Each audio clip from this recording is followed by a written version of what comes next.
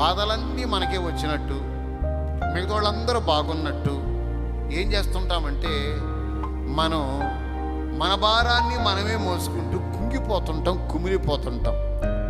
దేవునికి అప్పచెప్పం, దేవుని మీద వెయ్యం. నా భారం నీకు అప్పగిస్తున్నానయ్యా అనుకోము.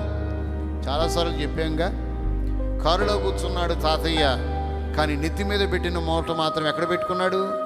నెత్తి మీదే ఉంచుకున్నాడు, కానీ ఎక్కడ పెట్టలా? కారులో పెట్టలేదుగా.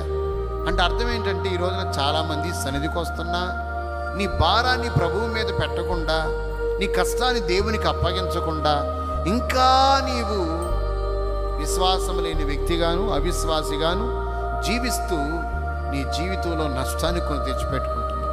మన దేవుడు విశ్వాసమునకు కర్తయుధాలను కొనసాగించే యేసు గనుక యేసు మీద మన భారం మోపుదుము గాక, ఆయనే నిన్ను ఆదుకొనుగాక.